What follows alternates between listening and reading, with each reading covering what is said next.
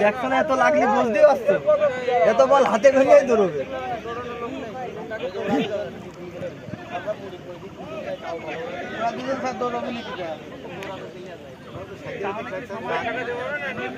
তারাও 16 জন লাভ নেই লাভ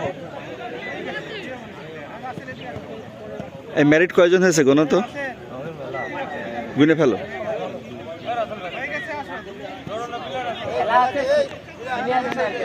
আপনার 16 জন 16 তাহলে তো আর হচ্ছে না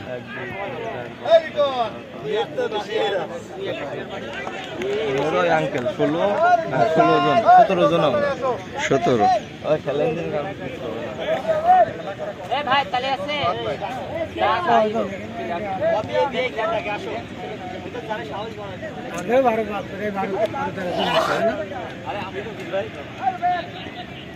এই তোমরা নাও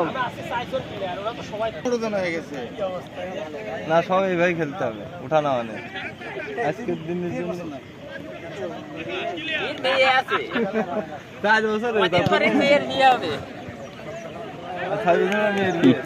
দাঁত থাকলে যাইন সব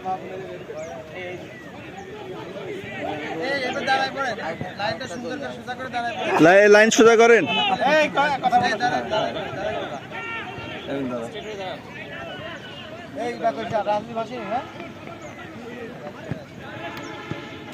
সামনে এসে দাঁড়াও খালি ঘর পূরণ করেন ভিডিও করতে আমার কাছে আসতে হবে কথাবার্তা এখানে কাছে এসে করেন এসে গেছি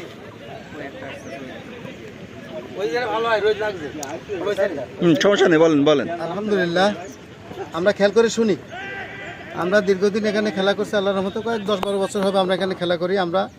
একটা হাদিসের কথা বলে আমি শুরু করি কথাটা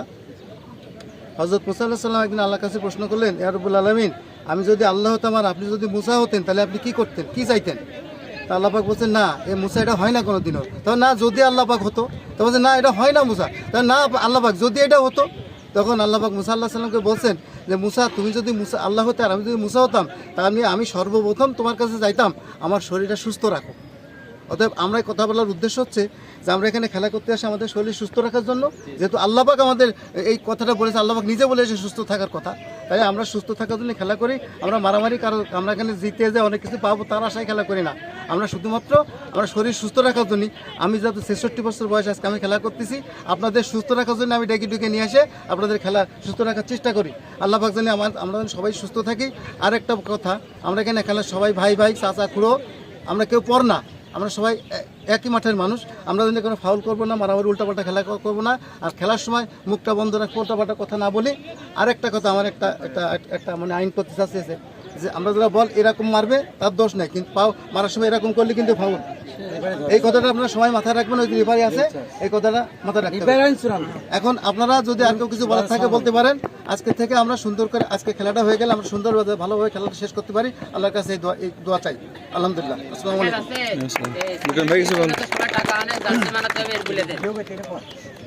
আস্তে আস্তে সবাই টাকা আনো সামনে থেকে কোটি করব লিটন ভাই কিছু বলবেন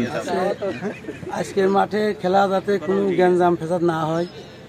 বল খেলতে হবে ম্যান খেলা যাবে না মোট করে মতো করে সবাই পাসিং করে দেখে আমি 2 দিন রিফারি করছি খুব ভালো রিফারি করে দিচ্ছে আল্লাহর রহমতে সব পাসিং আসছে খুব সুন্দর লাগছে যারা খেলা করে তারা খেলা বুঝতে পারে না কেমন কিরকম খেলছে আমি দেখলাম টিম খুব ভালো এই টিম নিয়ে আমাদের গেমে যাওয়া যায় সমস্যা হয় না বেছে নিই এখন কথা হচ্ছিল রিফারি আইন চূড়ান্ত রিফারি ভুল ধরে যায় ধরে কেউ কোনো কথা হবে না 2 ক্যাপ্টেনে আলোচনা করবে কি হইলো কি না হইলো আর অতিরিক্ত টাইম গোল না হলে 5টা পেনাল্টিতে টিআই বেড়ে যাবে এখানে ধন্যবাদ আচ্ছা এবার আস্তে আস্তে দুটো দলে নিয়ে দুটো দলে নিয়ে আচ্ছা আমরা কি করি খেলা কি বিয়ে দেওয়া হবে না বিয়ে দেওয়া হবে আমাকে অপিয়াদারি ক্যাপ্টেন আসুন 2 ক্যাপ্টেন আমরা ভয় পাচ্ছি না 2 ক্যাপ্টেন আসুন ক্যাপ্টেন কিসের ভয় না না চেনেন আমি হলো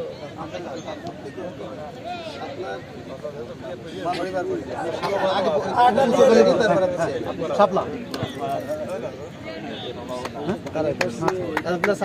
এবার এই আপনার তাহলে আমাকে আপনার করতে হবে তাহলে আপনারা এই সাইডে চলে আসেন